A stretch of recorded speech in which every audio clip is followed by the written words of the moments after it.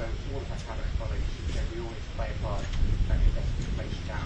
We know that inflation is making having an impact on families across the country. We know that a lot of families are finding life tough, and that's why every day in government we're focused on getting those costs down and putting more money into people's pockets.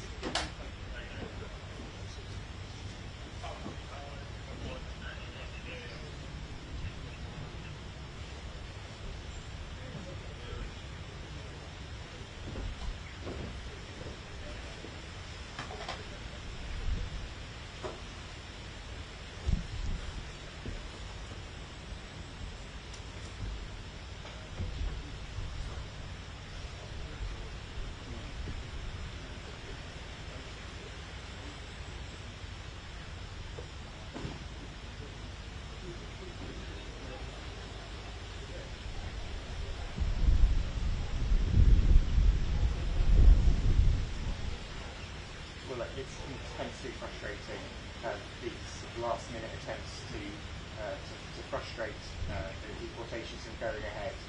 We've got people detained, ready to be deported, and we want them to be deported imminently. Now, you asked if we're challenging what's happened in the last couple of days. Absolutely. The Home Secretary made very clear that she will fight every step of the way, and she will stand up for the British public's interests in court. Because she's determined, as we all are in government, for these deportations to go ahead. It's very frustrating to have these last-minute, vexatious attempts to stop it from going ahead.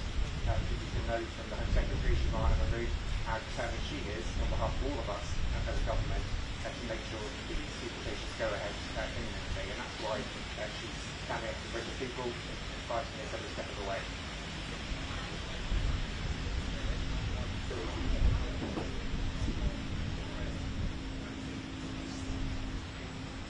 So what I mean by that?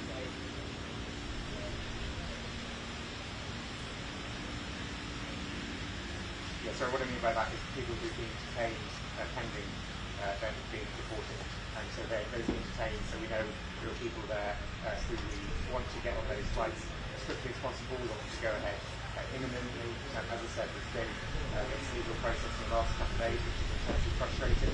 It's really frustrating for all of us in government because we want to get on with implementing this deal, and that's why the Home Secretary has been clear on behalf of the government, and she's challenging this, fight this, every step of the way to make sure that these flights go ahead.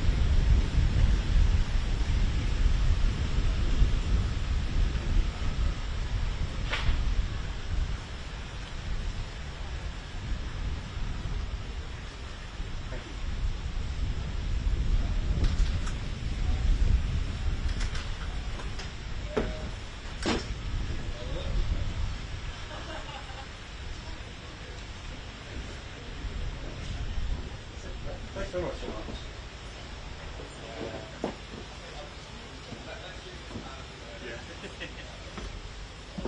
Hello? Yes. Hello. Oh, yeah.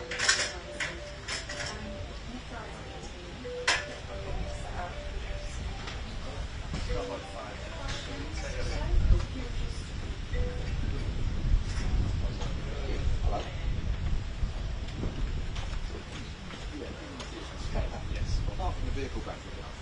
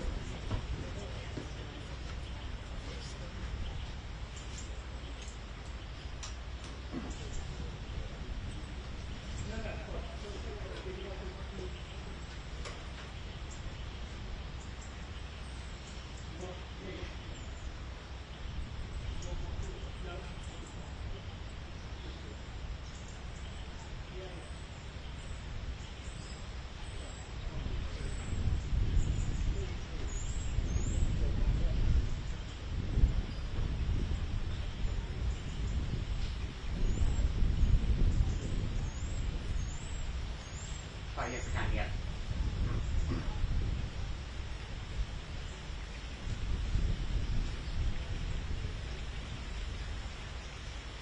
Yeah.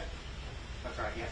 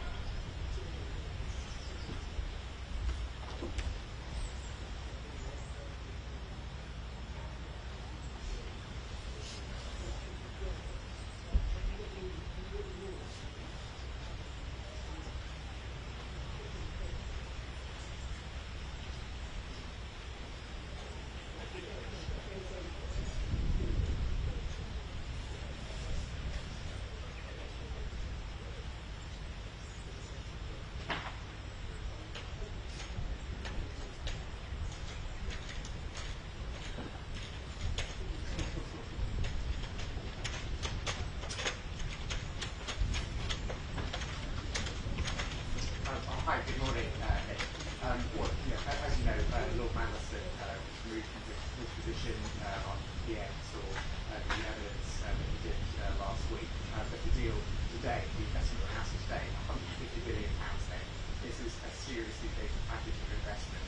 This is a real boost of confidence in our economy.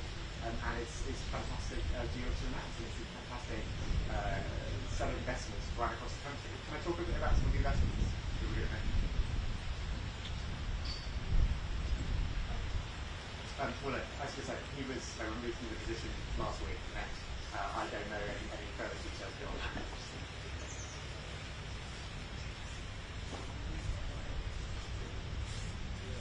Well, it's a deal which is being announced today, a deal which has been signed this week. The Prime Minister is signing the tech partnership. We're announcing all this investment, the deal around nuclear energy.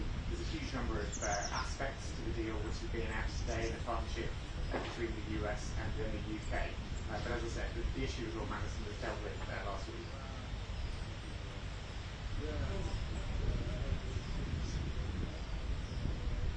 So I don't know. I haven't been in the rooms as these deals have been constructed. I'm seeing what the benefit for the British people is of these deals, and I'm seeing what the benefit is going to be in terms of investment across the. Can I give you an example, Nick, of some of the investment we're talking about? Yeah. Okay. So, for instance, there's a US company called X Energy. They're going to be working with Centrica, who are British Gas, and they're going to be investing in up to 12 advanced modular reactors. That's the small nuclear power reactors. Now that's going to be near Hartlepool, is where they're going to be made. This is going to produce enough energy for 1.5 million new homes, 2,500 jobs, billions of pounds added to the economy. That's the kind of investment we're talking about. There's a lot more investment in the 150 billion, but I just think that's a good example to bring home to people. What does this really mean? When we talk about these huge numbers, it's obviously a huge vote of confidence in the economy. People want to know what it means for them. So when we're talking about investment in different parts of the country, Hartlepool, that I just mentioned, when we're talking about energy, we're talking about jobs, we're talking about a better economy, that's what this really means for people in Britain.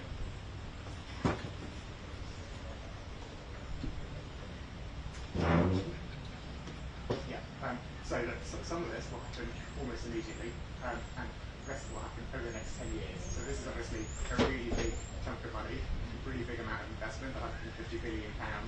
Some of it will happen very, very soon, but some projects that are ready to go, others are longer term investments over the next 10 years.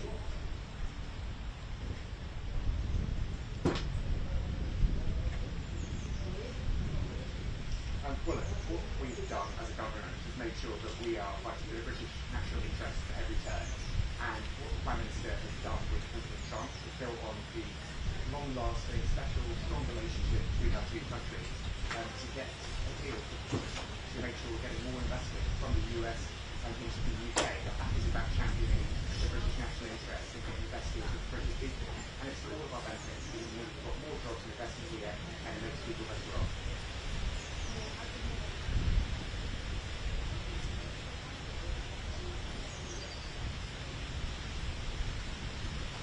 Well, we have set where we are in terms of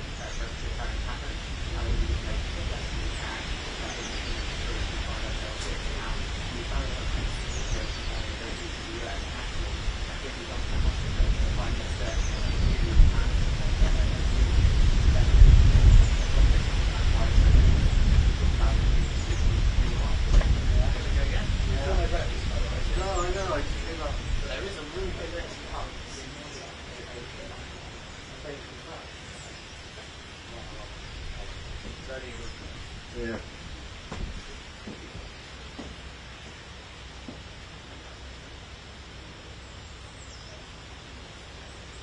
Well, what he's right about is that we use a lot more energy in this country to support a lot of new technology, as well as existing industrial processes, and of course foundation households. Now, one of the things that was spoken about was the advanced modular reactors, the small nuclear power reactors, and that's those 12 power reactors I spoke about produce energy from 1.5 million tons. And part of what we're announcing with the US is a deal around accelerating nuclear energy. So nuclear energy is a really important part of the mix, but making sure that we're energy independent, bringing down bills in the long run. And what the deal does is, if I'm going to say something, to make this a concrete example, what it means is that if a particular technology has passed rigorous safety standards in the US, it being approved in the UK happen more quickly. So that means that it speeds it up. Because we've got this partnership, we can speed things up and we can get more affordable, more secure, more independent energy for people and businesses across Britain.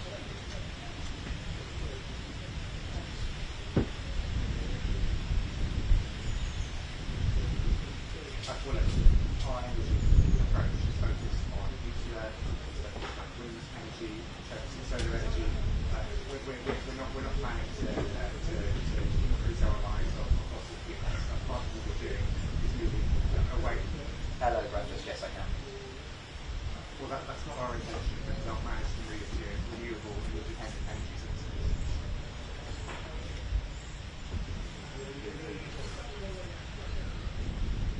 Lovely, thank you.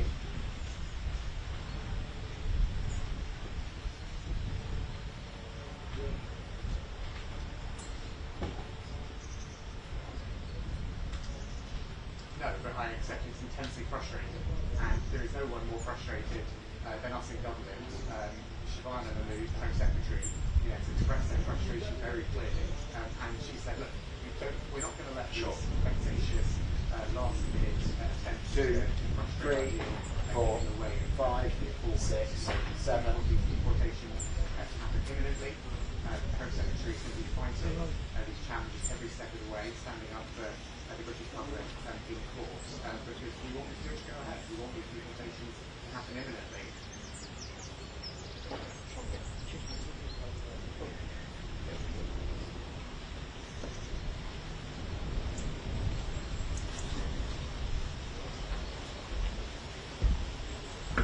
You found he's not going to cut his hair.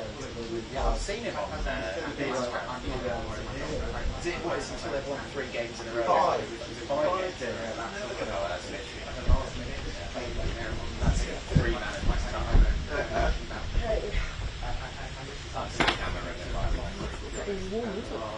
Never going to work.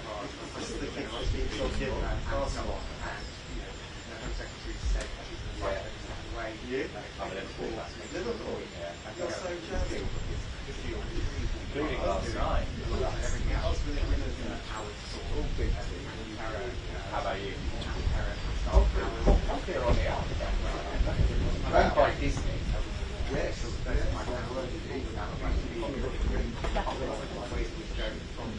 This deal, we're not going to let this be frustrated. Really?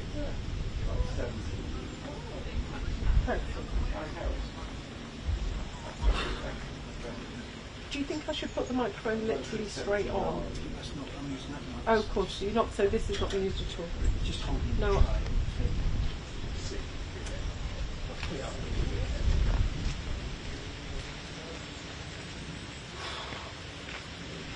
Hello, can you hear me okay? We've changed the mic. Let's see if it's better. Well, that sounds shocking to say. I don't know the detail. All right, teas are the same, I'm assuming. Yeah, of course I do.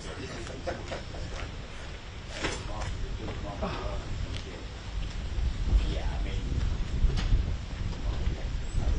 playing okay this season. We keep playing like this season. We're actually going to draw or lose some games soon. But, you're right back at this. I'm hearing the story for the first time, but what's really crucial is to make sure that we have a silent system which is secure. It's higher. That's what I The thought. camera higher? Brilliant, thank you. Thank you. Well, I thanks, but thank you very much. I appreciate it.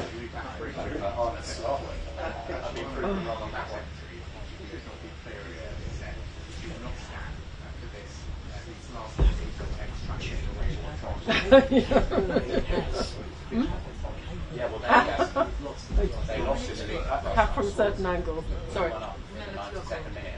Remember what? Sorry? QR code. I will do my best.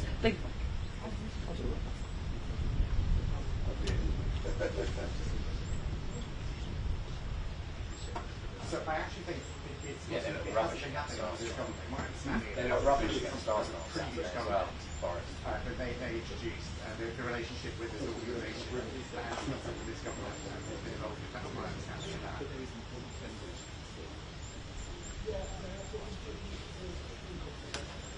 All of the, because you're talking about advice being given out by this charity, and my understanding that advice is not being given out under this government. This really is a thing the previous government was involved in.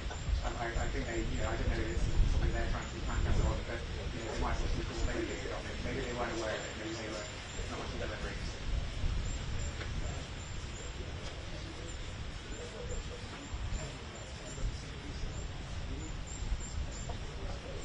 Thanks.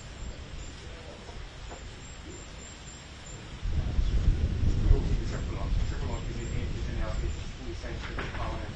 Triple lock is protected with us, and you've seen that decision was taken already.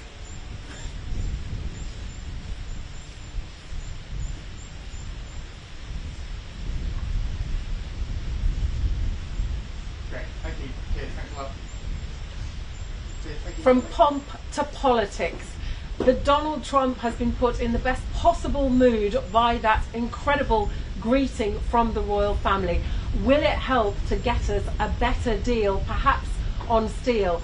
And how is that press conference going to go when there's potentially some very tricky questions coming their way?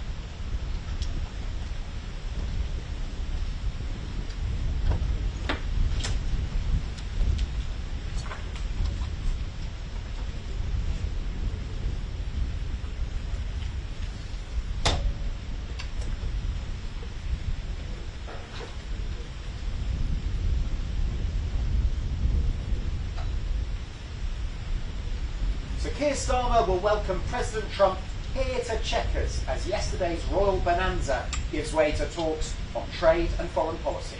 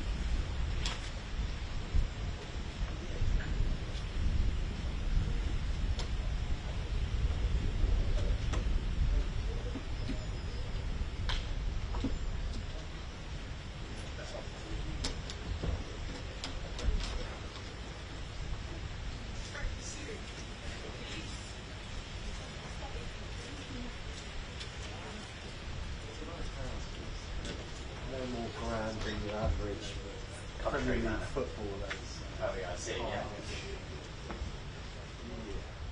Probably a bit classier. Beckham and Palace.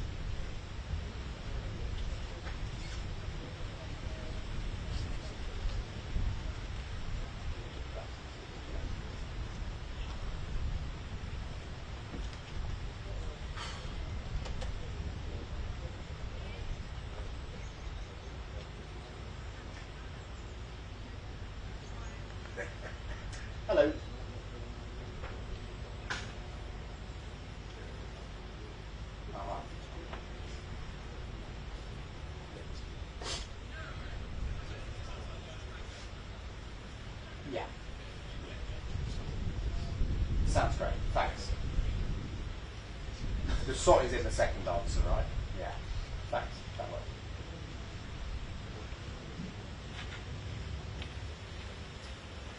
Of course. Yeah. Cheers.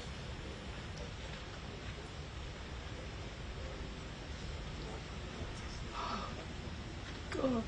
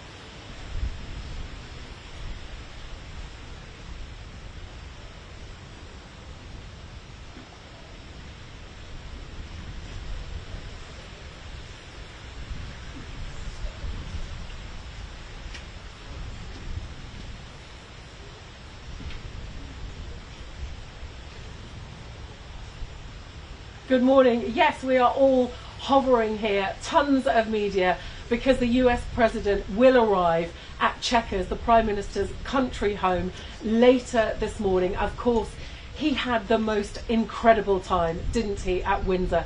Those photographs of him stood beaming from ear to ear with the King and the Queen, and him saying that it was truly one of the highest honours of his life. So all that to put him in the best possible mood for conversations here, talks about trade. The government very keen to trumpet this £150 billion of US investment coming our way, lots of it to do with AI. Of course, we don't know what we're going to have to give in return for that yet.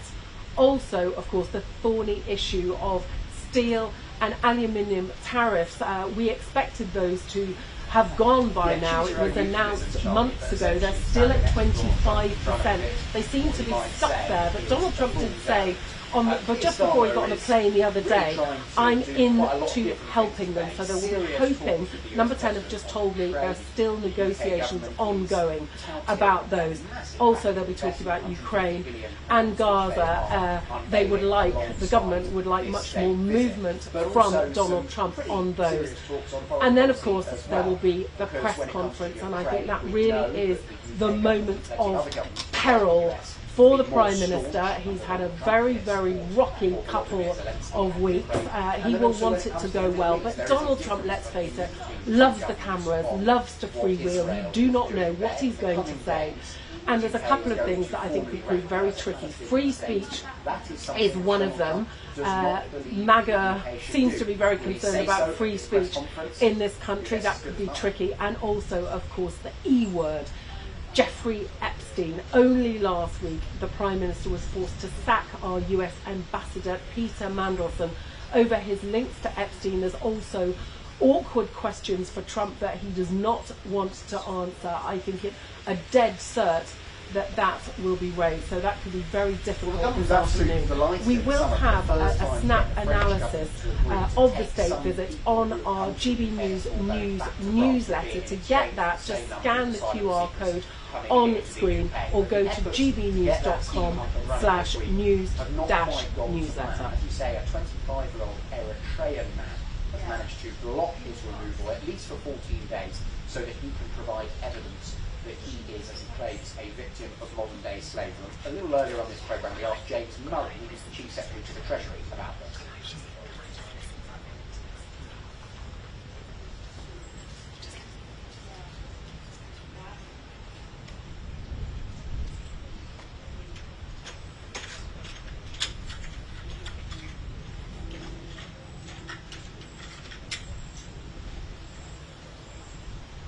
Well, the government has intimated strongly that they planned all week to get flights taking off for France. That clearly hasn't happened so far. They will hope that this appeal gets fast-tracked and this particular Eritrean man can be sent to France. But more generally, this has become a test, I think, of the government's competence on such a fraught issue, which of course bedeviled their Conservative predecessors.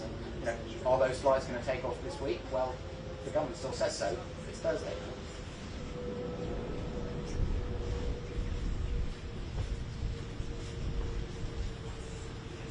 Cheers. Thanks. I'm assuming I'm not wanted by the channel because all the way through that podcast resting, the channel was playing a clip of my 7th hit. No, I wasn't hearing it. No, I just mean I could see my own mug down there. Have you got a picture on this?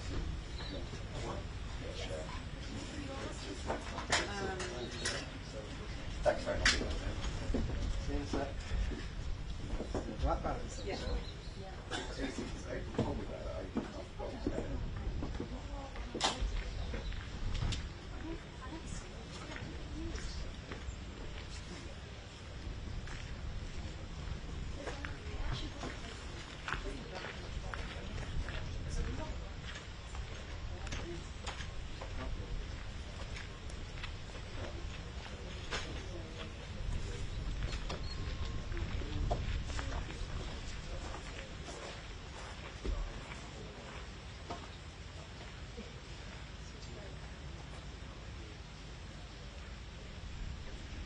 Okay, thanks, Steve. Thank you. Cool. So, same at 9, yeah? Yeah. Lovely, thank you. I hope there might be some breakfast. Why don't you do that? Can't think of any tweets or stuff.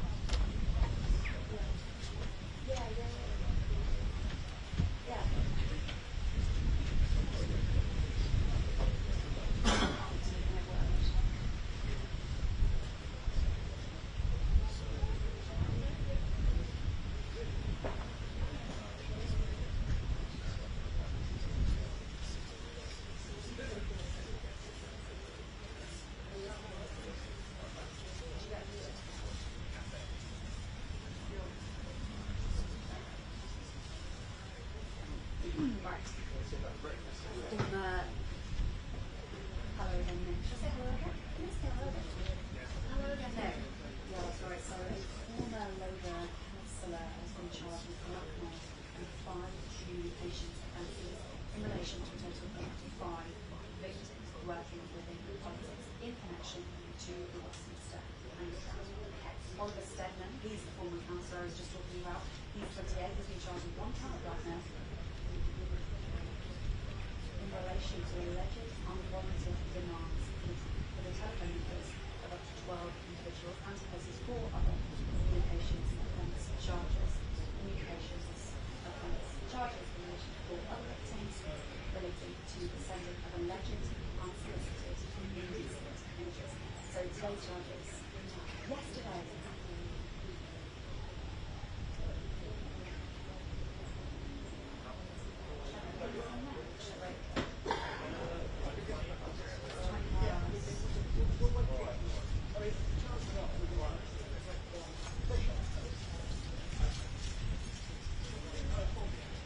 So yesterday's charges come after the so-called Westminster offence. Westminster men aged between 18 to 20 years old, some aged between 18 to 20, in and around Yes. Okay. Sorry. That's right. received unsolicited invitations, sometimes planned, sometimes the messages often claimed that this person out which I would have met the person they were messaging before the intended.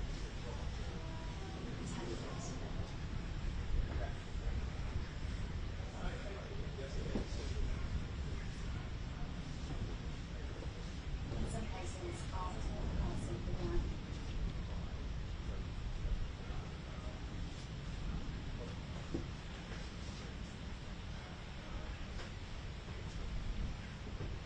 Callum, you've been messaging Caroline pictures? Yeah, I know. Spy.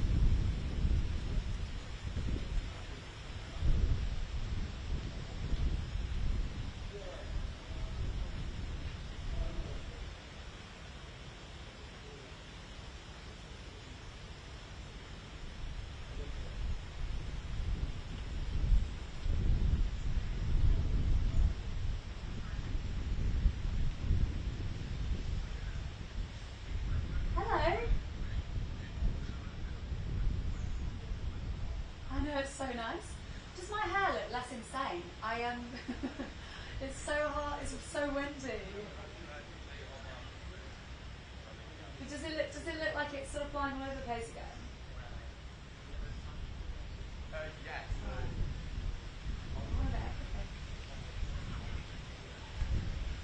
No, it's a legally contentious lie. If I fuck up, I could ruin entire court case.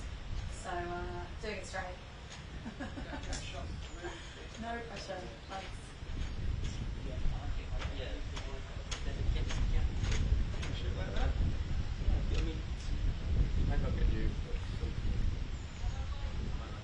Okay. Well, I've got no going places, so I'll just leave it.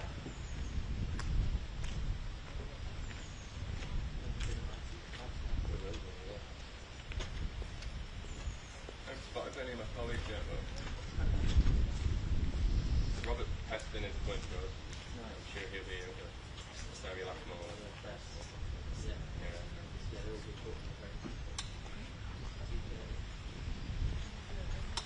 Yeah, I'm doing it. I'm like the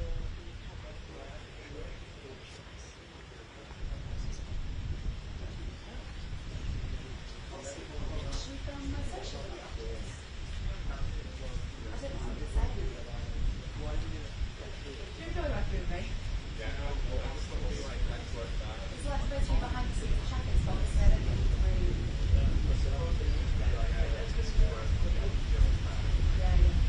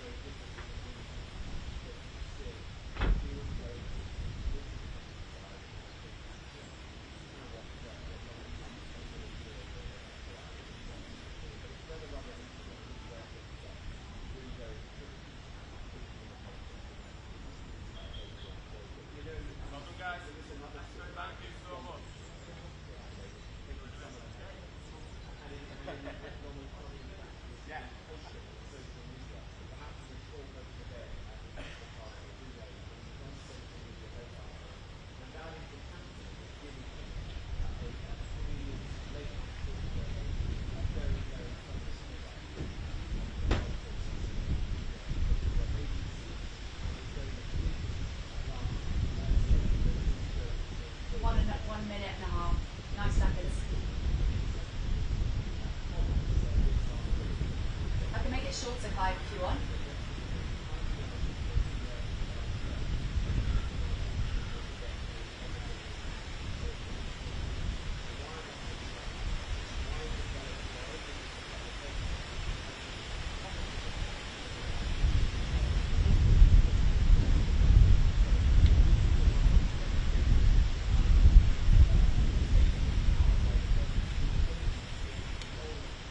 That's fine. Thank you.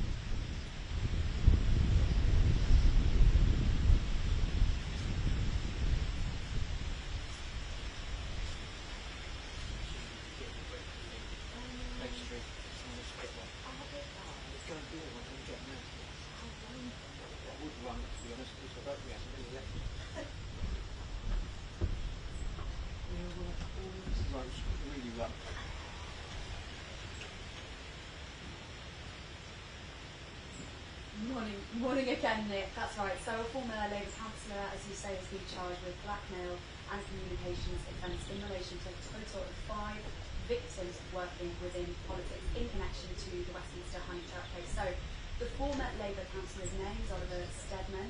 He's 28 years old and he's been charged with £1 of blackmail in relation to alleged unwarranted demands for the telephone numbers of up to 12 individuals. And he faces 4 further communications offences charges in relation to 4 other victims relating to the sending of alleged unsolicited indecent images. So this charge has come after the Westminster honey trap scandal, where some men aged between 18 and 40 years old in and around British politics received unsolicited, flirtatious messages from 2 members, purporting to be someone called Abby or someone called Charlie. The messages often pretended that Abby or Charlie had met the person they were messaging before, and in some cases, after the person replied, they would then receive a sexually explicit photo, and then in some cases, those people reciprocated those photos. The then Conservative MP, William Bragg, he resigned the party whip in April 2024 after saying he'd given the phone numbers of fellow MPs for a man he met on a dating app. So, Mr Steadman was a Labour councillor. He resigned in May of last year, a month after these revelations came to light. He's also suspended as a Labour member after the party was notified of his arrest in June 2024. And he is set to appear at the Westminster Magistrates Court on Monday, the 3rd of November, for a first hearing.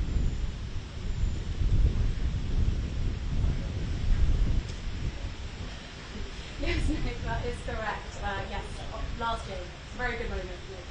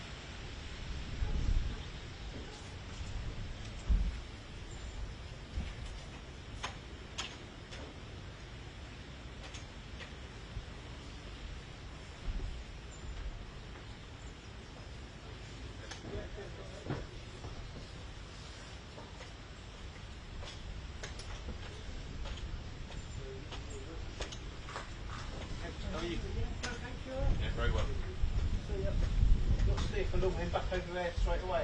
Yeah, exactly.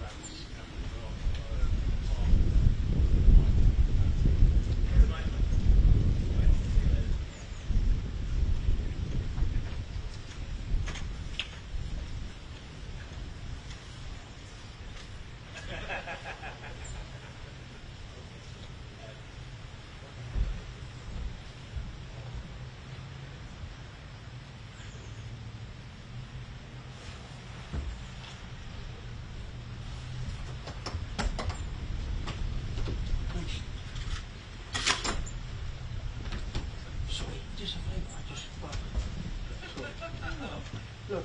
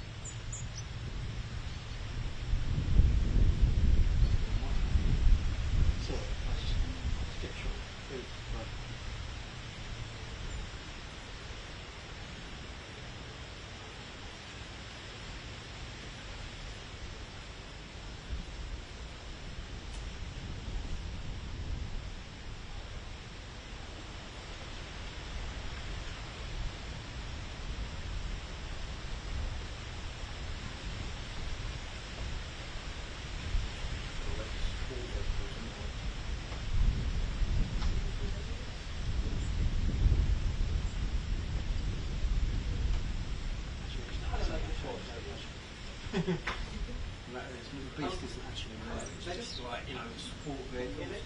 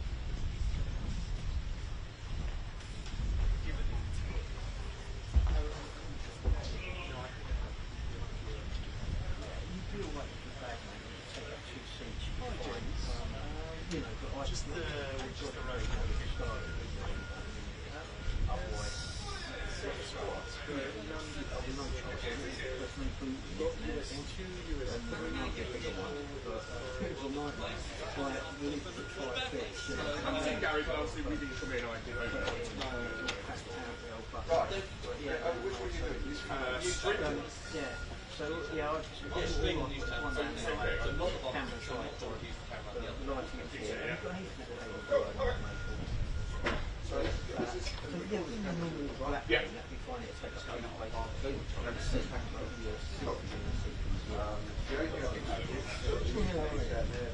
yeah, I just went there. I was going to set there. I saw it go. So I got stand still. I'm not ECM in there. Well, there are two ECMs there. Oh, you're back. Oh. So the reason Five Live have also since taken on Live. Okay. So you could since use it like a little bit better. My understanding is Five Live are not doing it, so we don't need to worry too early. Okay. The plan was the Five Live are the same, but they don't seem to do it. So you use whatever might be best to do. Probably put the ECMs on, to be honest. Unless it's going to get really silly busy. Morning, John. You alright? Yeah, how are you? Well. There's only one set of calls coming in here. Oh no, there's two now. They're one. Okay, one to two though. Yeah, they're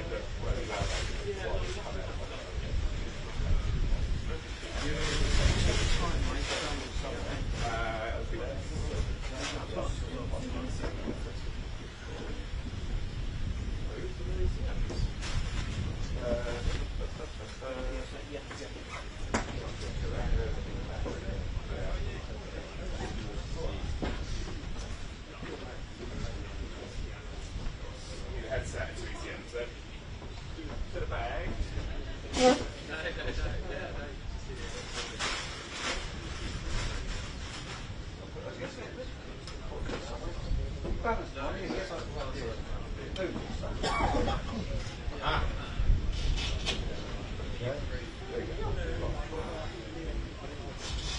Are you using them or are you? No, you've got some.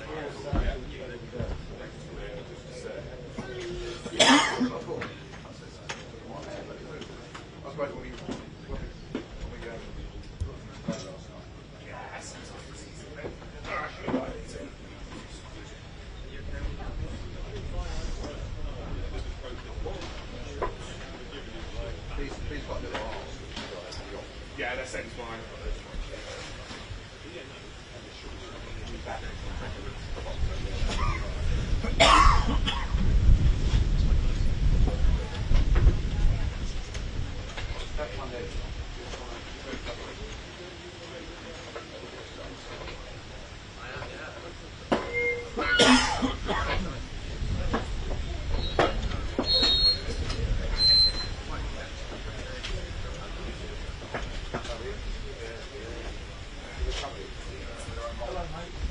I'm hoping Gary does, yes. Are you doing Gary?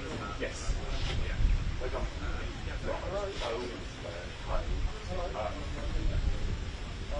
What would your operation be?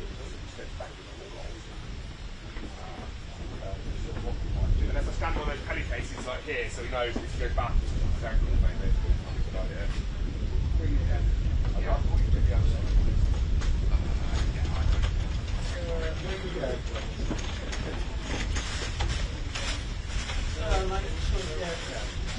Yeah, I've got down the line or not? No, and there wasn't one on it either. Put that like that. They ain't going to get no trees, so they can't have it. They ain't got to work. It's not here yet.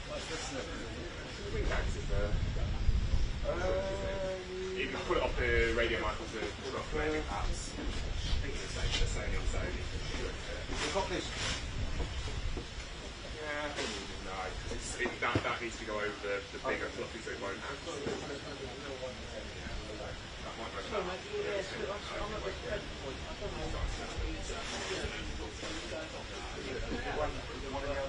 No, neither case had any. That one and there, that was it. Like I say, take off the radio mic control. Yeah. Yeah, I just do that on the headset then, really. Sorted. That's the morning bit. Is it? Yeah, breakfast in it every hour, a new bell.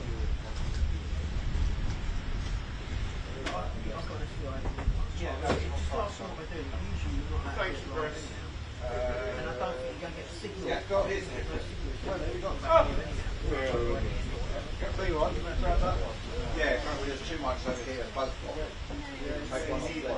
Only one, yeah, you say one right now. I'm not expecting a guest just yet. Well, it's very, very, very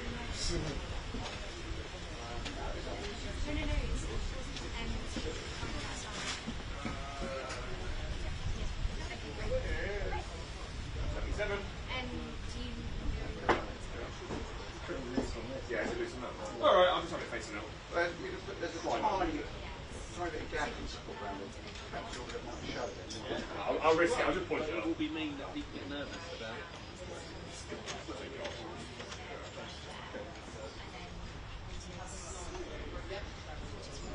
I'll try and see what parts are in the cup. Thanks.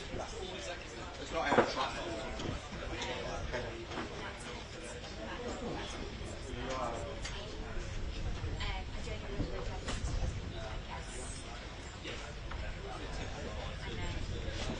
Stay in the hotel?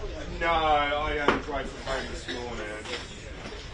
Yeah, it's kind of a different hotel. A little bit nicer. Well, that kid that way. It's streaming all day, that whole time. I don't really need to not to bring the kid in. Drive away from us and all the way here. Morning, hey! Nice to see you. You too, mate, you too. You've been at Windsor yesterday? Is it all... No Windsor. Oh. How about you? Were you there? No, my first day on shift today, so I'll be arriving for today.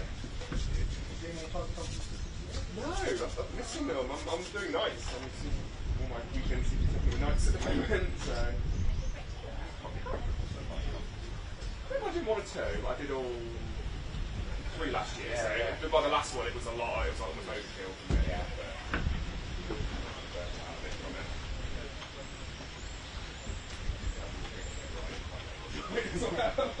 Yeah, you were the early camera guys.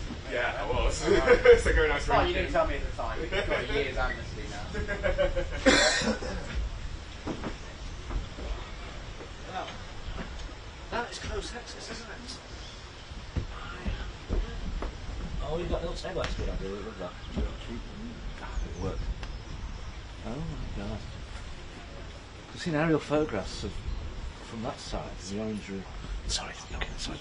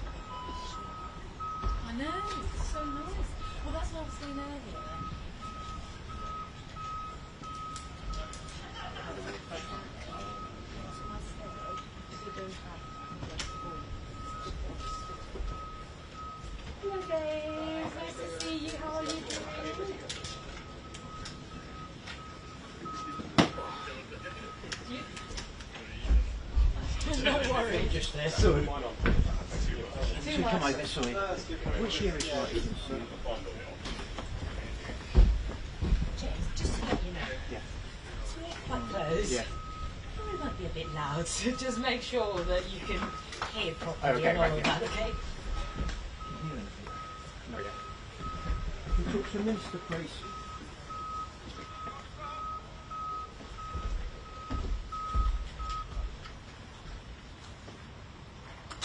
So down, Hello.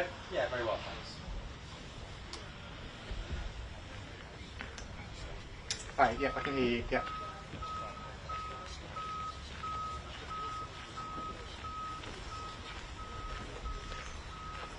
Cool, thank you. Okay.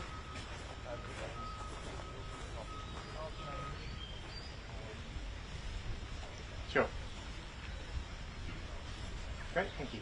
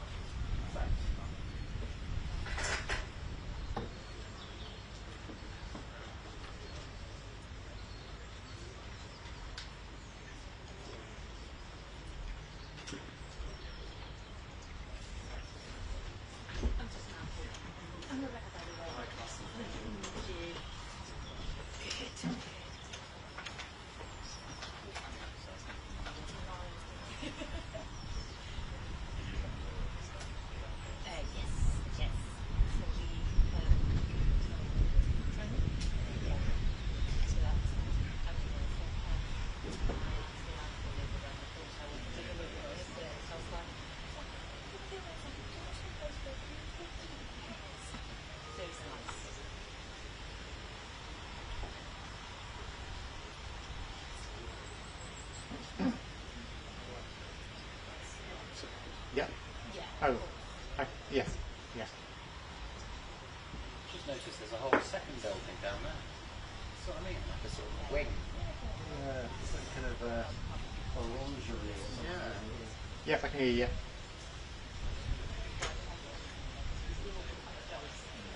Sure.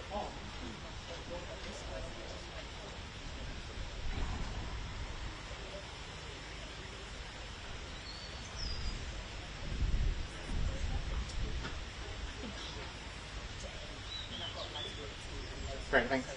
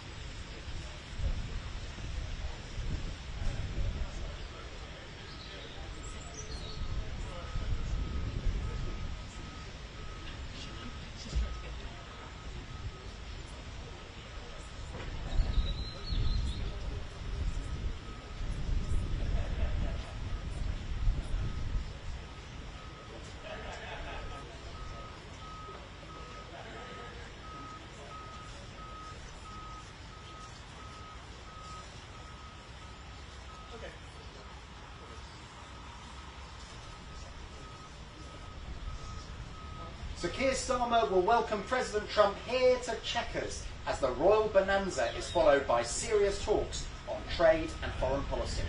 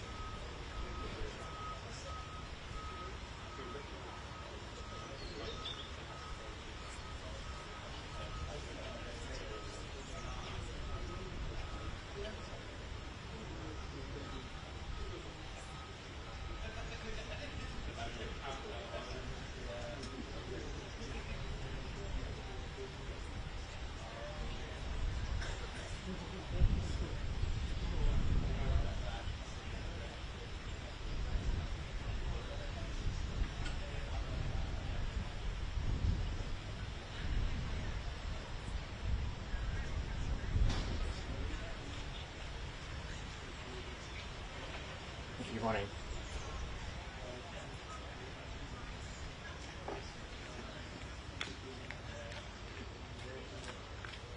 Well, you're right that today is going to be about the £150 billion of investment coming from the US to the UK as part of the deal and part of the work the Prime Minister's been leading with the US. And I think it's really important to emphasise what a big package of investment this is. It's a real vote of confidence in the UK economy and in our country, and it will make a real difference to people's lives by creating jobs in different parts of the UK and making people better off. Can I give you one example of the kind of thing we're going to be investing in? There's a US company called X Energy. They're going to be working with Centrica, who own British Gas, to invest in building up to 12 advanced modular reactors. That's small nuclear power reactors. Now these 12 reactors will create energy for 1.5 million homes, 2,500 jobs, and add billions to the economy. So it's a really important thing. That's going to take place in Hartlepool, bringing jobs and prosperity in that local area. But there will be investments right across the UK. So we talk about big numbers, 150 billion, and it is a huge number, but it makes a real difference to people's lives.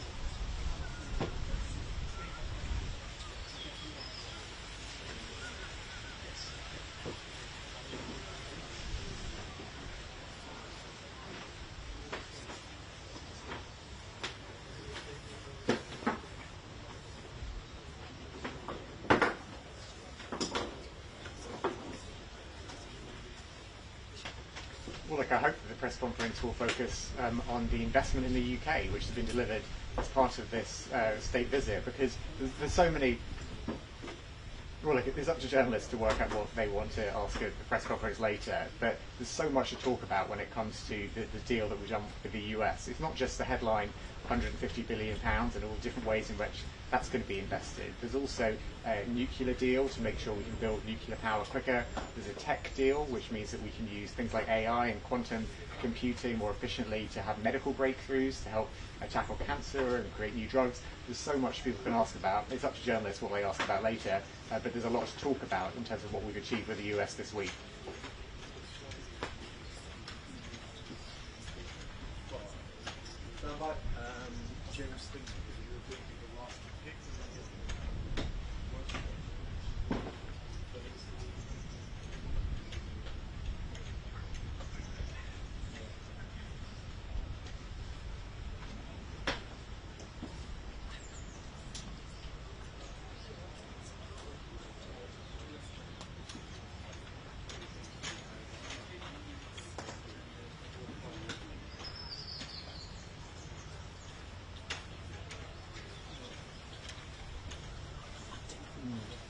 So some of this investment will happen almost immediately. Some of them are ready to go, in the coming weeks and months. Others will be over the next 10 years because we're talking about obviously sizable investments here in long-term projects. So it depends on which individual project exactly when the investment is delivered. But what we know as a government is that a lot of families across the country are finding things tough right now, which is why, whilst at the same time as securing this investment and putting our economy in a better place, we are also taking action right now, boosting the national living wage, extending the £3 bus fare cap, extending free school meals for more children. All of that can help people now. But what we need to do over the medium and long term is to get the economy in a better place, which is why this investment in our infrastructure, in our jobs, in our local communities is so important.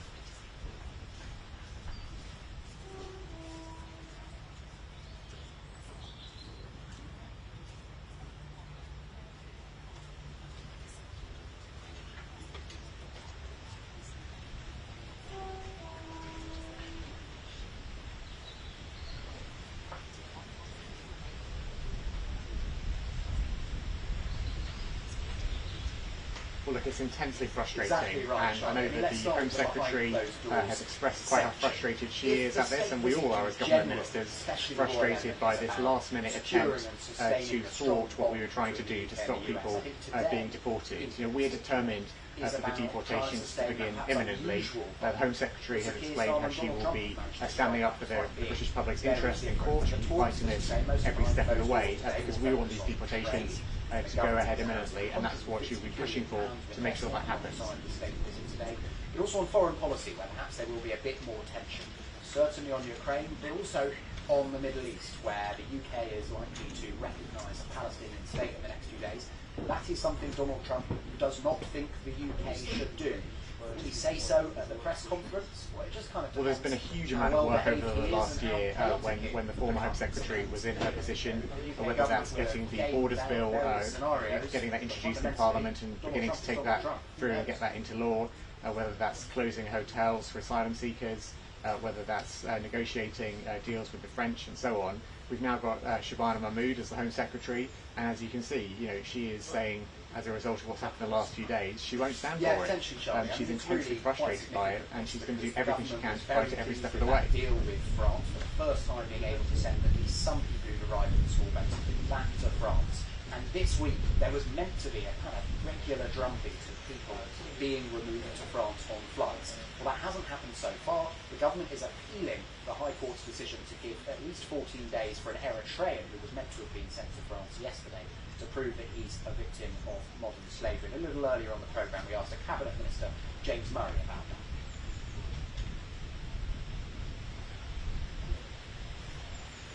Well, I think really, to be honest, what has happened in this case makes a mockery of our laws and of our country's generosity. I think, as I understand it, this individual has decided, they're a modern slave at this late stage, despite having never mentioned that before. And as I say, it's a mockery of our legislation on modern slavery, which is important legislation. But what this person's done doesn't take that seriously, and that's why the Home Secretary is so determined to take this head on and make sure these deportations can go ahead.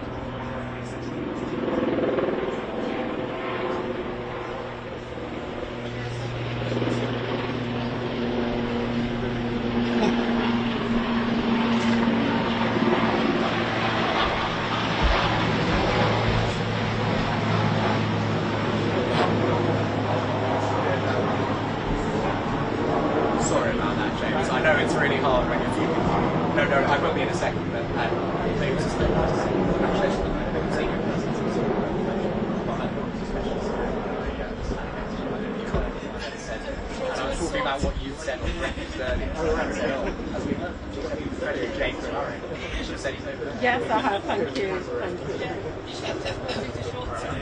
you. Hi, sorry, yeah. That's fine. Thank you. Thank you. So lovely to see you, and have a lovely, lovely day.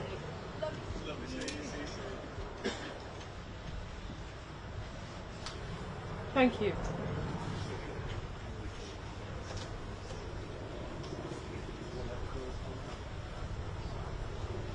It's not a PA thing. It's not PA. It's the BBC. Well, it is like how it works.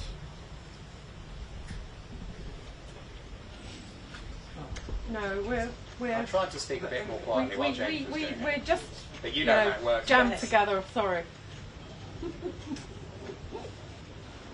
Henry, I think you should just come into the live. Can't really mute the state broadcaster. That's all right, guys. Huh? That wasn't bad. The LBC was a problem. I'll head over to this. Yeah, that's just probably hang out there. Send me those things to arrive. Yeah.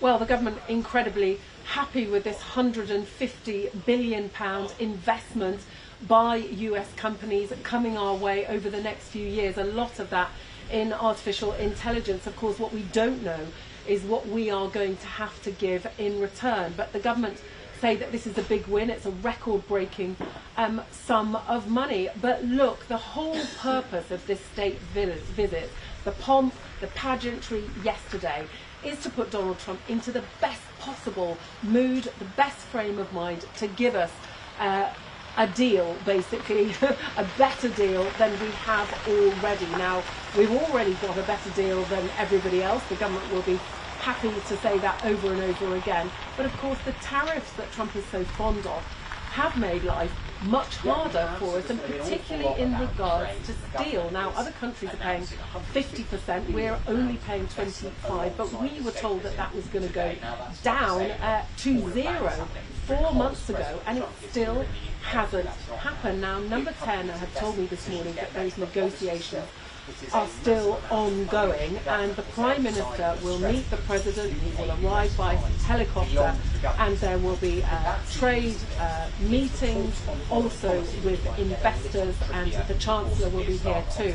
And then there will be that big press conference, which could be very perilous for both of them, with some potentially very awkward questions coming, maybe over free speech, maybe over Russia, Ukraine, almost certainly over Jeffrey Epstein, a topic that neither the President or the Prime Minister wants to talk about, but I think almost certainly they're going to have to. Starmer are almost certain to formally recognise the Palestinian state in the next few days. President Trump doesn't think that they should do so. Whether he will say that in private or in public, I don't think we know, but that was clearly a point of tension.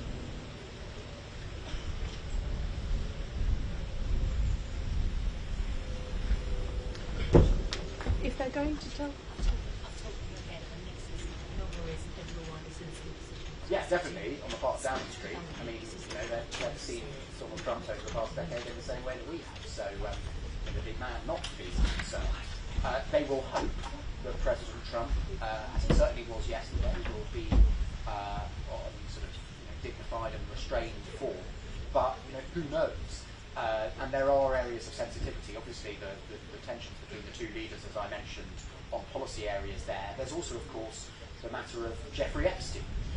It is still only a week since Lord Mandelson was sacked as the UK ambassador to the US over new disclosures about the depth of his relationship with Jeffrey Epstein. Well, President Trump is facing his own controversy in the US over his relationship with Jeffrey Epstein, albeit prior to his convictions. So it would be a shock to me if at least one journalist does not bring that subject up. How Donald Trump might respond, well, it would be a fool's errand to predict that.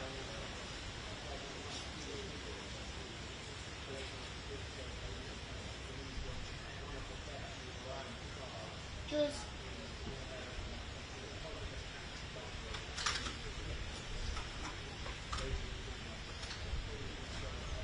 Right, I'm back in about 20 minutes. I'll be with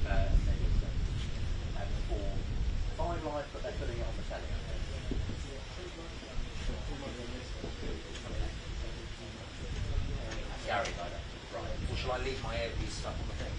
Yeah, well,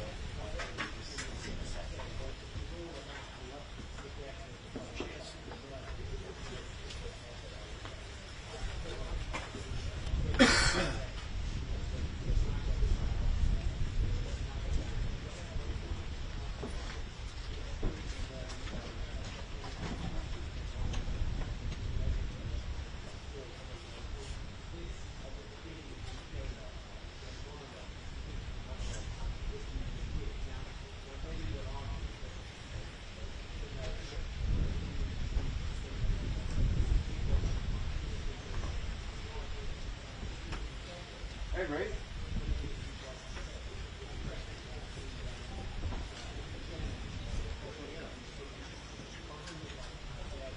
About 20 minutes. Yeah.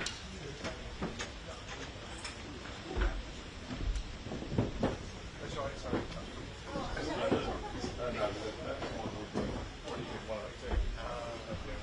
Let's go all the way home.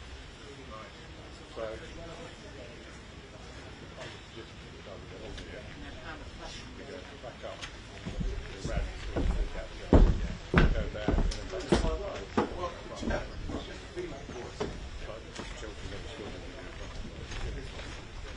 I'm not going to read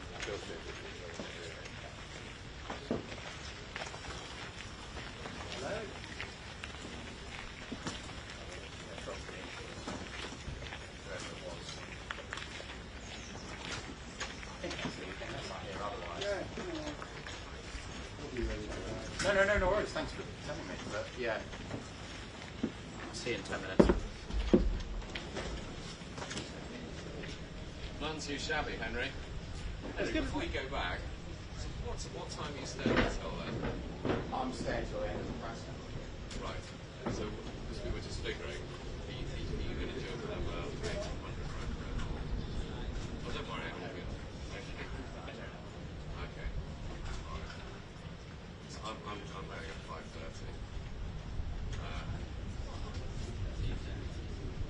So you'll stay. Easing out.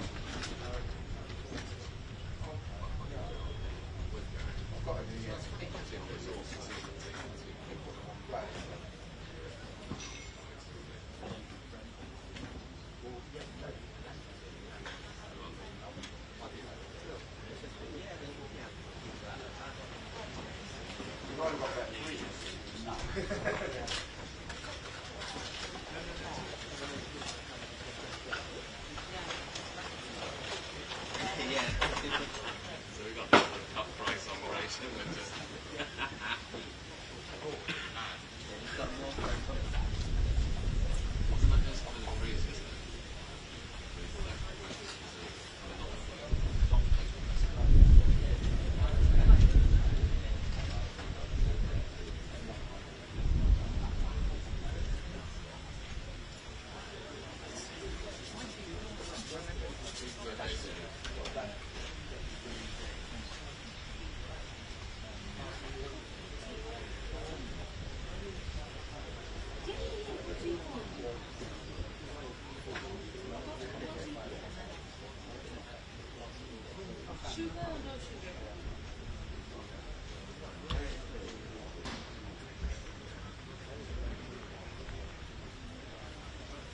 well, lads.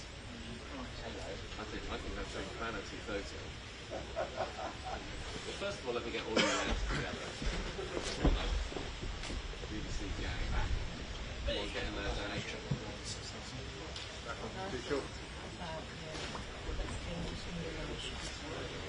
I'm going to get another box.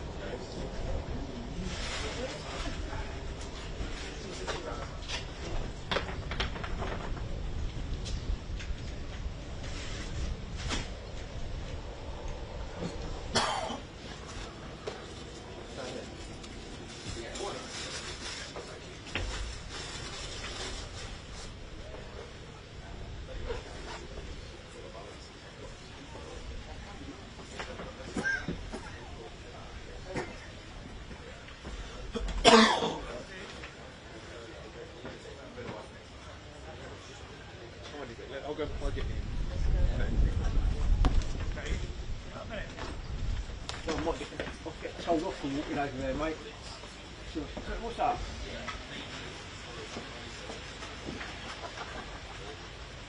Well, it's never stopped us before, has it? Your lifetime story. Yeah.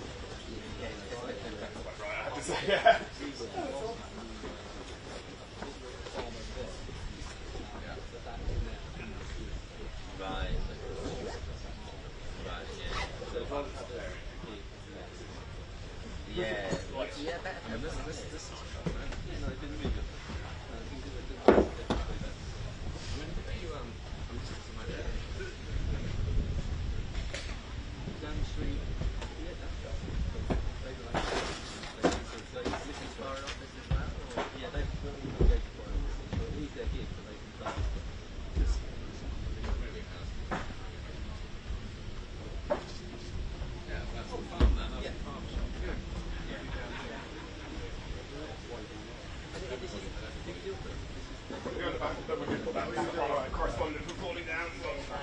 Yeah, which again makes me think it's more editorial reasons.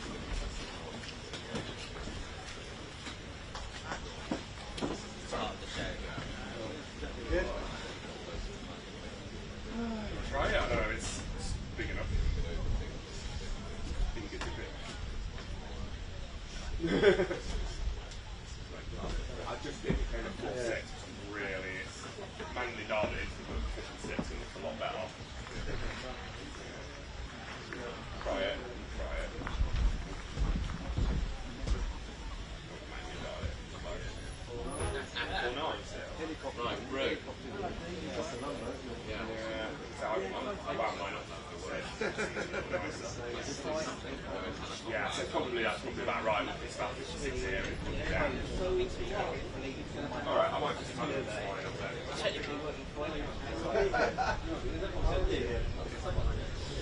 No, they're not speakers, they're actually journos, so it's not PA. It's like, so I don't know if you see the output, mate. So we get like a metre each. So BBC there. What happens normally, mate, when you're on Sky years ago, you always get who would go first and leave a gap.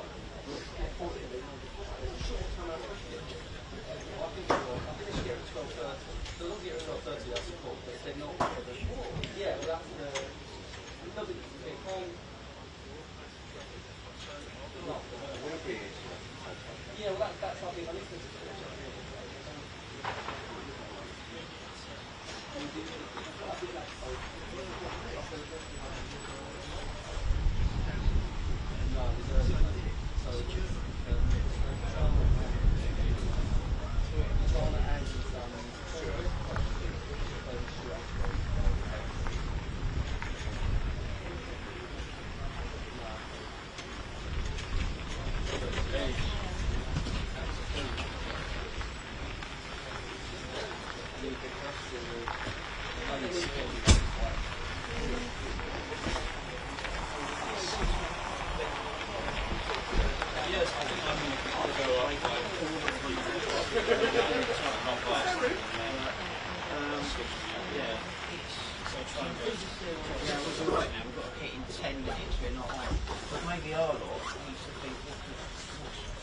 do you know what I mean? So everyone's going to be on the text.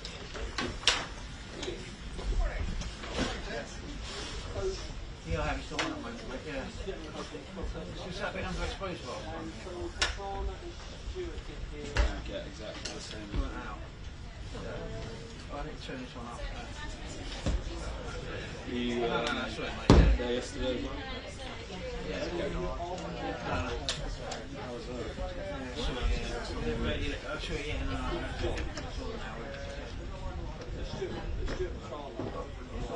Cheers, mate. Nice. Yeah. We'll main position is I was off yesterday. Yeah, so well rested.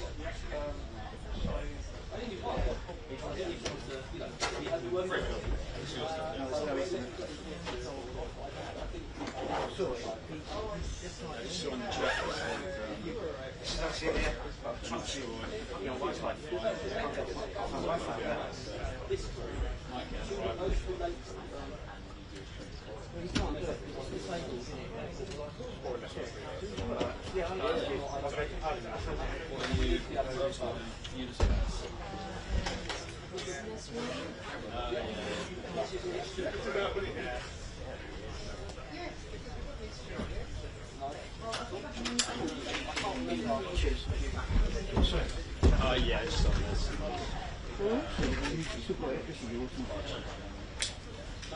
Ben's got the phone on.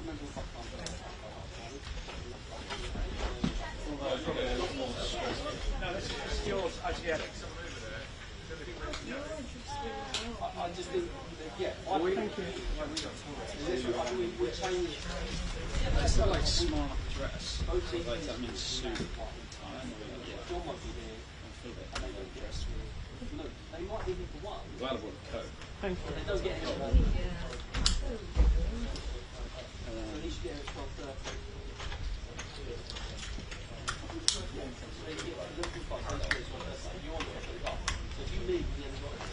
So I did turn that unit on, didn't I? I can't remember if I did or not. Can you hear anything? Yes, I can hear.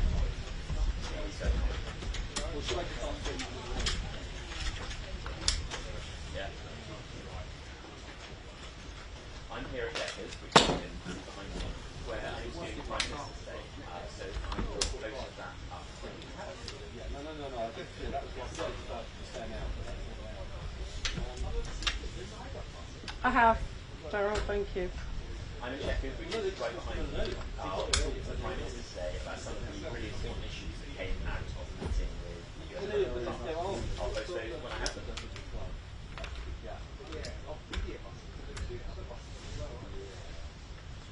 Yeah, I don't know.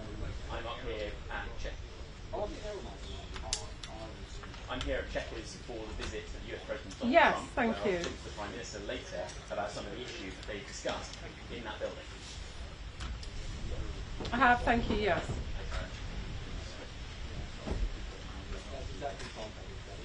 Thank you. So if you can get 11.5, one of the victims of this,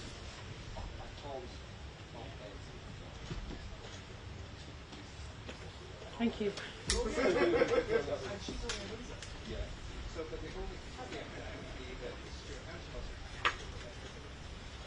Well, I just think it's too confusing for the whole system. Let me just, that sounds good out.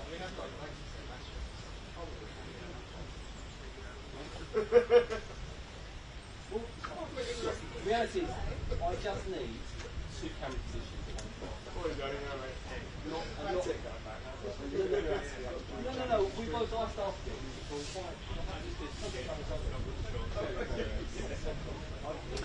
Yes, the President had all the pleasure of that Windsor state visit yesterday. Now down to business here at Chequers, talking about trade, about foreign policy, and of course there's going to be that press conference this afternoon where pretty much anything might happen.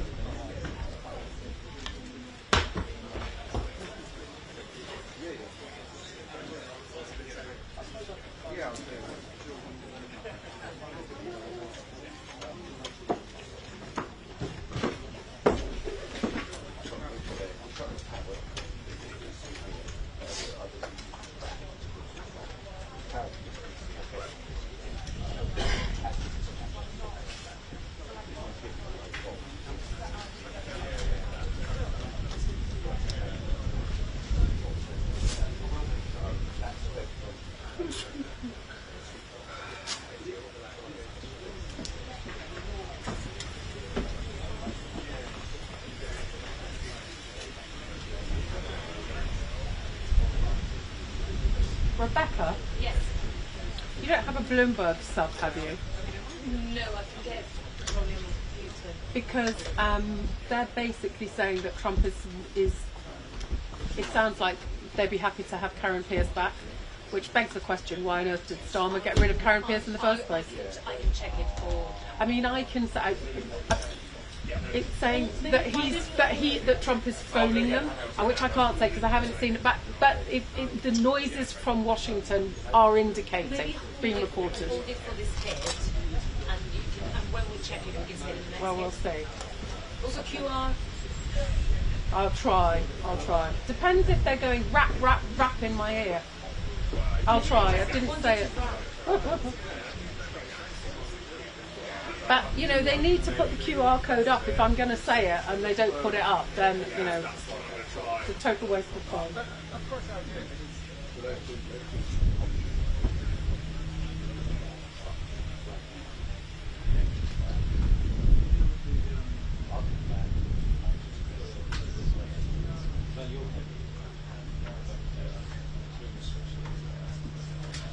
Have you ever seen a hair clip?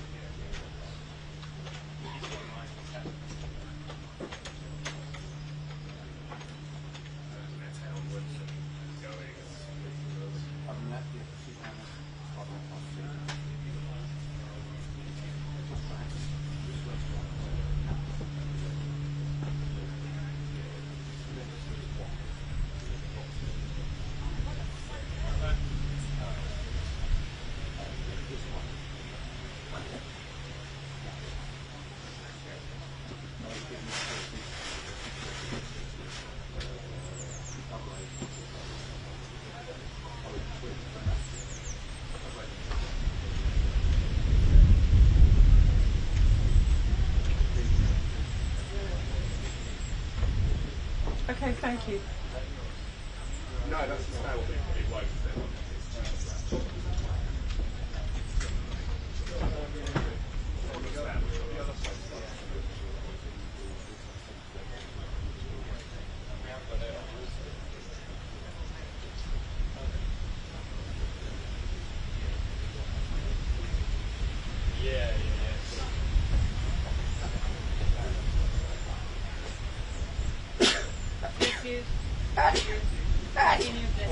Sorry.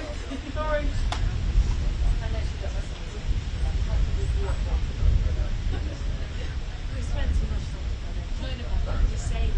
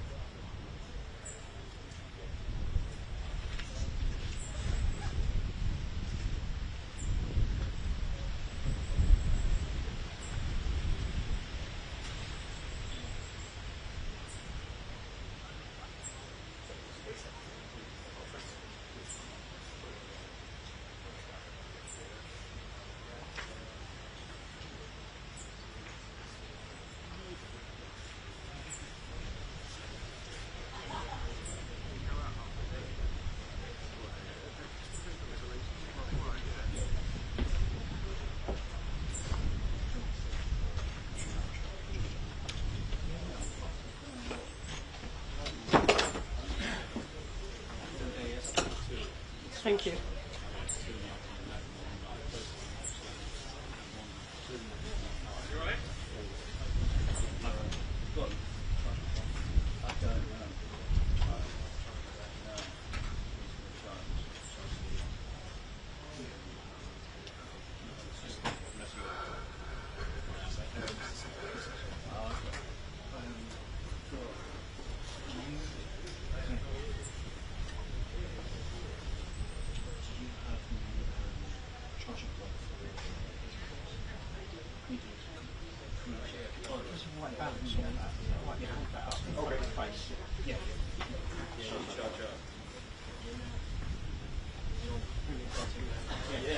Okay.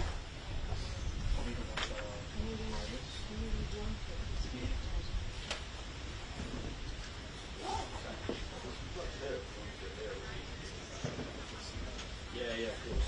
Thanks so much.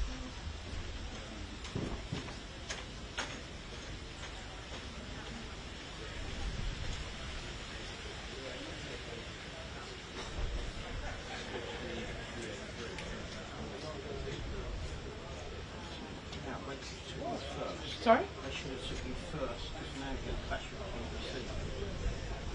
About Dean and the one, too. Oh, I don't get it. It's like, Dean said what? Dean said Can't do anything about it. You know.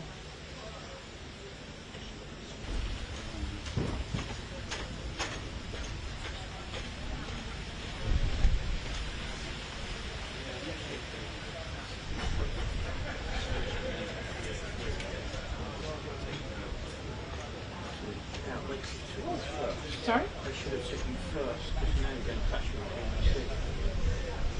About Dean and the one, too. Oh, I don't get it. It's like, Dean said what? Dean said Can't do anything about it.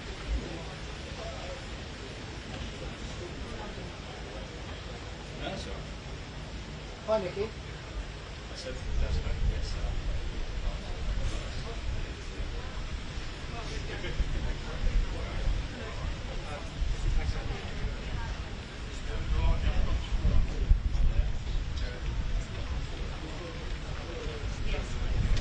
Well, it's the latter one which definitely meant it was surprising to me.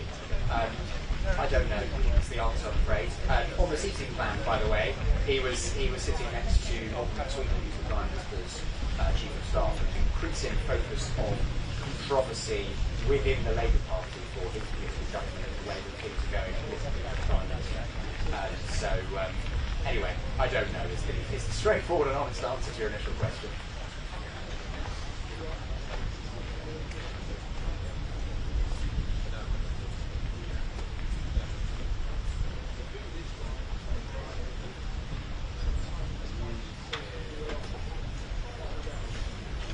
Well, today is the sort of political day of the state visit. So yesterday was the pageantry and the royals, and let's face it, Donald Trump's been pretty clear that's the bit of the visit that he was most excited for.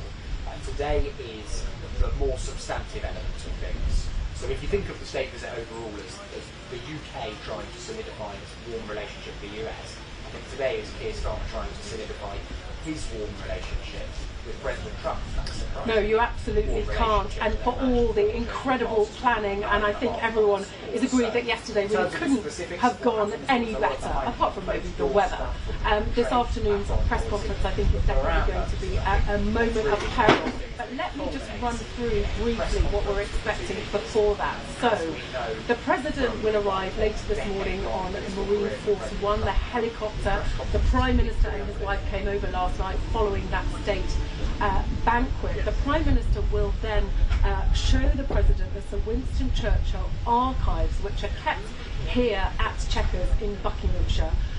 We know how much he loves having that bust of Winston Churchill back in the Oval Office. There will also be a Red Devils display. That is the British Parachute Regiment display team. So we had the Red Arrows yesterday, the Red Devils today.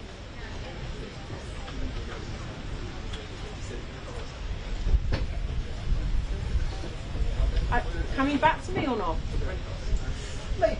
But there'll definitely be A lot of sound. not least from the Are they going to come back to me? Because So Keir Starmer hasn't taken the questions about it. Oh, they're not coming back. Still, Okay, all right, thanks. it's worth reflecting on. I don't know what happened then. Sound went. Prime Minister stood up in his back into the House of Commons and after repeated questioning from Deportation Party leader was adamant that he has full confidence in Peter Mandelson remaining ambassador to the US. It's only a week since Prime Minister then reversed course and sacked Peter Mandelson as ambassador to the US. And still really basic, very brief questions about why he decided knowing some degree of association with Jeffrey after his initial Okay. But he's coming by helicopter, so he'll land somewhere, but we don't get shot. I think it's safe to say that So he will have by stars. And it's still about 10 to 11. So I should spot up on the beach now. In case I have to stay off the stars.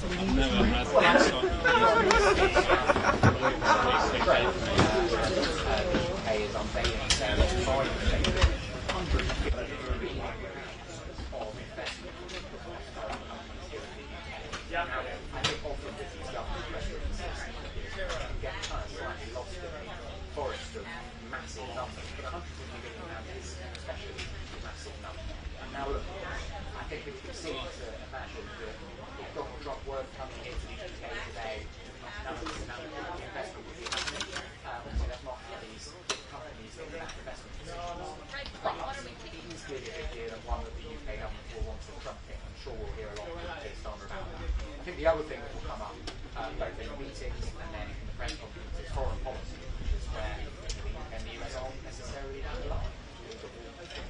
Strength of the friendship and all of that.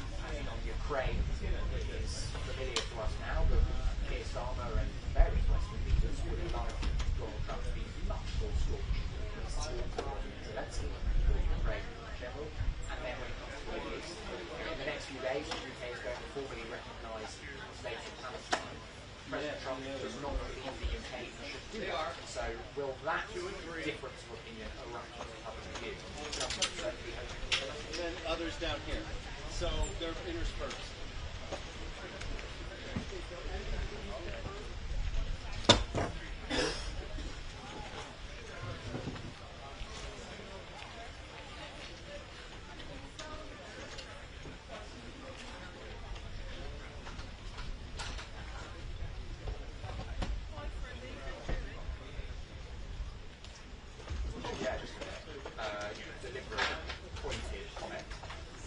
Using the authority of the king and his office, and we know, because he keeps talking about it, that President Trump absolutely loves the monarchy and the royal family. So it would be incredible for the UK government not to try to deploy the king in the way that they're. By the way, another symbolic, Ukraine-related thing worth noting is that it's a standard thing with these visits that each leader will give the other gifts, and the Prime Minister and his wife Victoria are giving Melania the First Lady a scarf that's related to Ukrainian children. And that's interesting because President Trump has talked recently about Melania, the First Lady, pushing stronger against Vladimir Putin.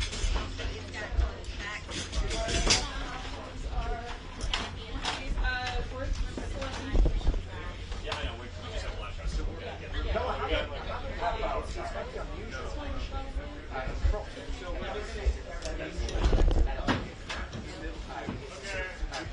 Well-worn broadcast of this standing somewhere.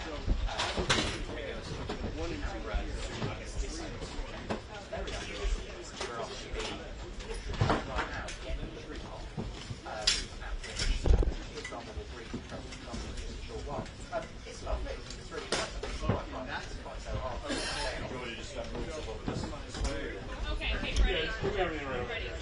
I haven't been invited yet, but I'll do it if they want. If the country calls, I'll serve.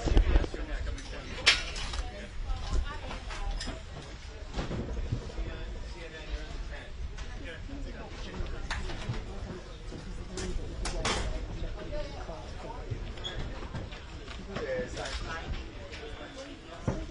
thanks.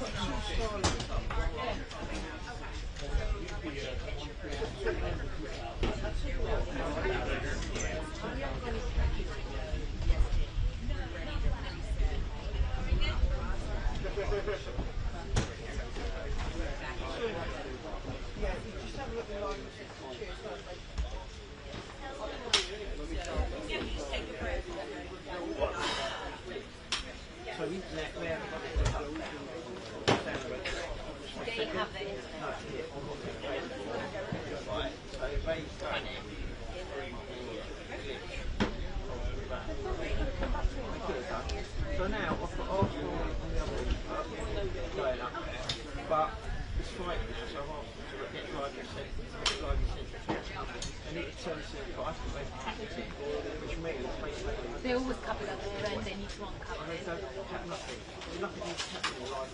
No, exactly, because they do it over there so many times, the NCR. So have a fight with them about uncover them.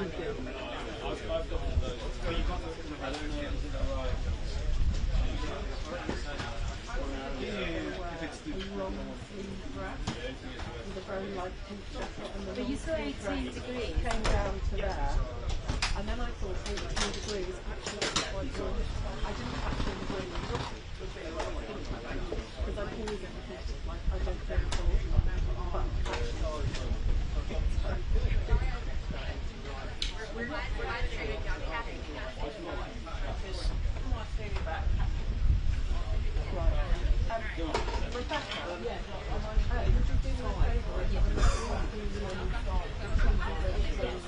I need to go back.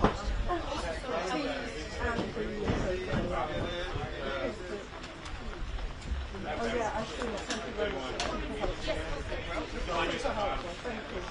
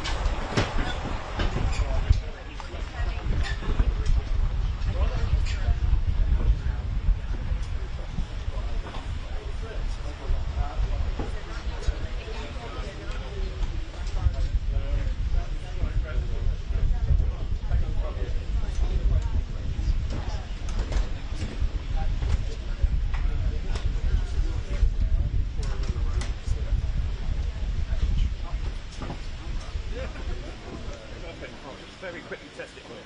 Make sure it's working.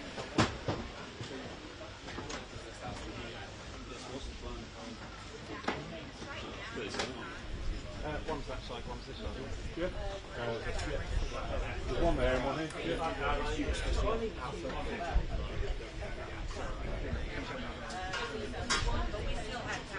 No, it's alright.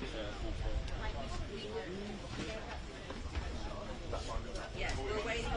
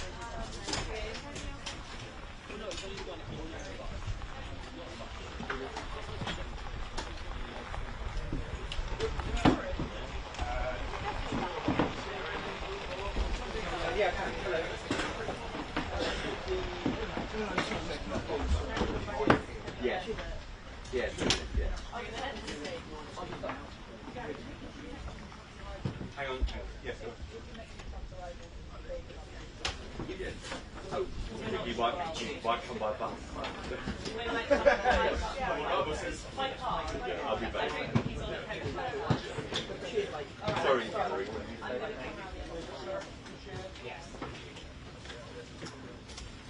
Yeah. Will you cue me? Yeah. And you'll cue me into the headline. Thank you. Where are you? Just to your right to the side. Yeah, perfect. There. And your perfect. Yeah, that's great. Thank you. To the headline.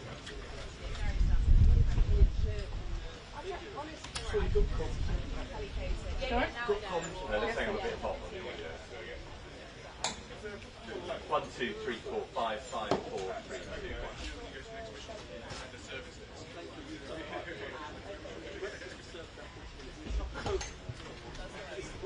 Just one. Rebecca's got us some bags of food, one for you, one for me, one for her. So that's good. After this.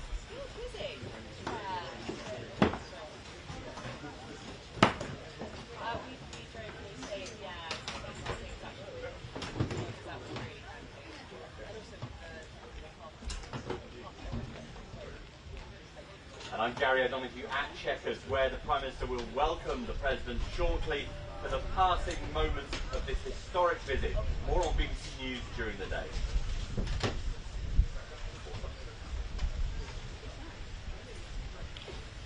Something.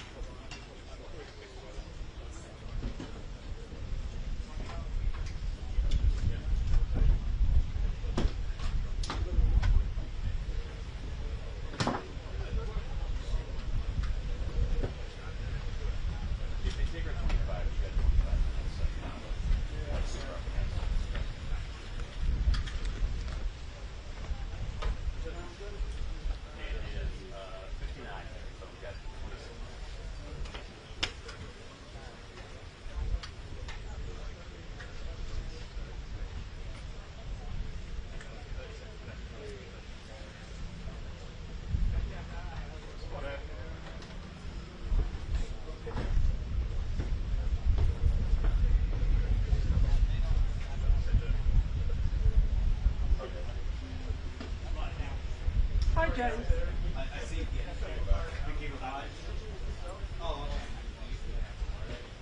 Okay, fine, fine. Okay, so you'll stay on camera and to get the picture. Yeah, you can. Just, that's fine. Do you want to come to me now, very shortly? That's fine. Yeah, that's no problem. All right, thank you.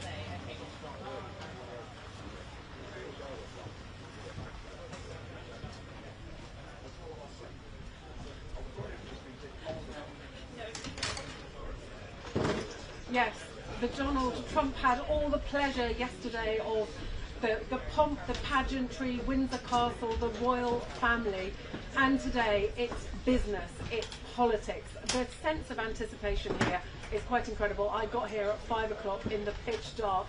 Now there are hordes of press, there's a lot of people with earpieces walking around, a load of Americans and big cars toing and froing as well, because this is really what it's all about. Yesterday was about getting Donald Trump in the best possible mood, making him feel as kindly disposed towards Britain as possible. The Royals did an incredible job. Nobody does it better, really, do they? And of course we know that Trump loves the royal family, loves the late Queen in particular, and regards the King as a good friend. Now the Prime Minister, quite strangely, given how different they are, seems to have also struck up a very good working relationship with him. He arrived here last night after the state banquet to get ready, and we're expecting the President in the next hour or so to get here. He will be greeted, then the Prime Minister will show him the Winston Churchill archives which are kept here. There will be a Red Devils display. They are the British Parachute Regiment display team. So yesterday we had the Red Arrows, the Red Devils today. Then President Trump and the Prime Minister will have a bilat meeting, just the two of them, and then there will be the Chancellor of the Exchequer will host a business reception with a lot of those big US investors.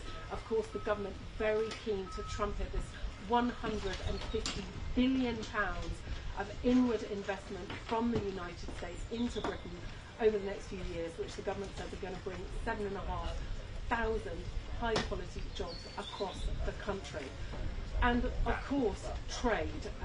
We are still stuck currently, aren't we, with 25% tariffs on steel, on aluminium, something that we were told 4 months ago was going to go, but they are still there. The President the other day before he got on the plane said, I'm into helping them about the British, so let's see if we have any movement on that. It didn't sound like that was going to come.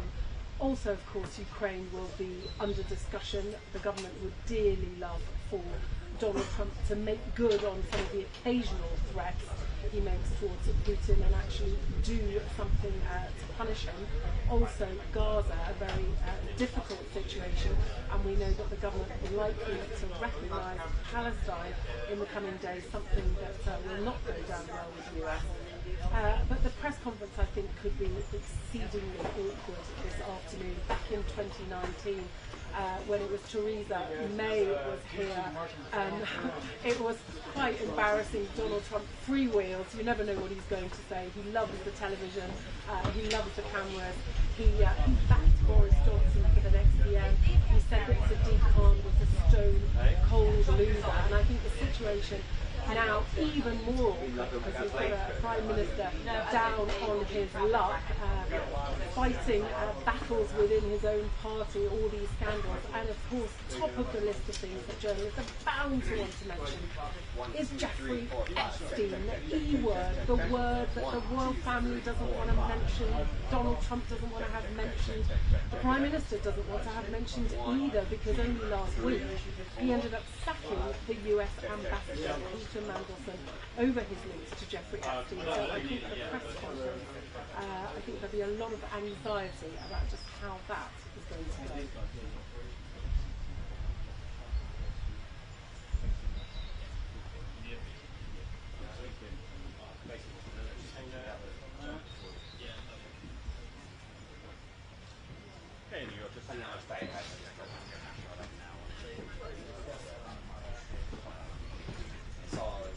Thank you. Oh, okay. Thank you for just staying here, apparently. Yep.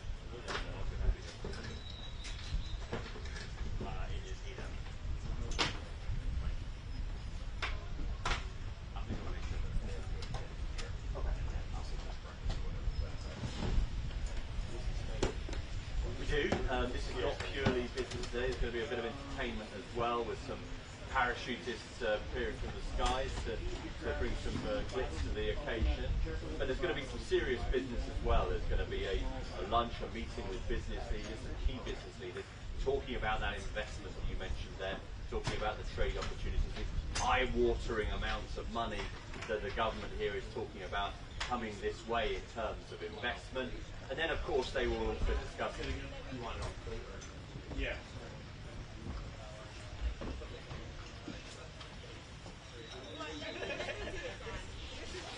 Actually, the bottom of that is also the power supply.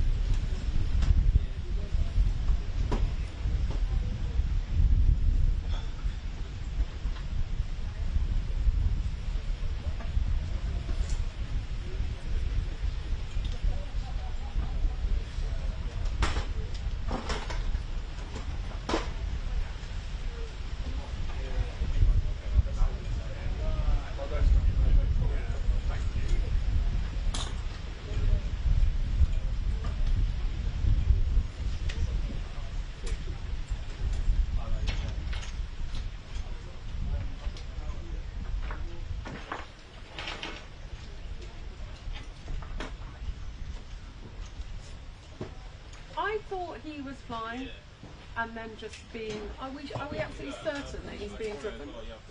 Because we thought he was landing over there and... Sorry? Lands there. That's why we're all lining up to get him landed. Yeah, but now they're talking about him driving. You've got to drive to the helicopter at the other end. Well, no. They would have just landed in Windsor, wouldn't they? Like they did yesterday. In the park. So we have to drive to Windsor Park, take off, fly here. Is that what happened yesterday? I think that's what they do. There's two bits. There's one here and one there. Okay. All right.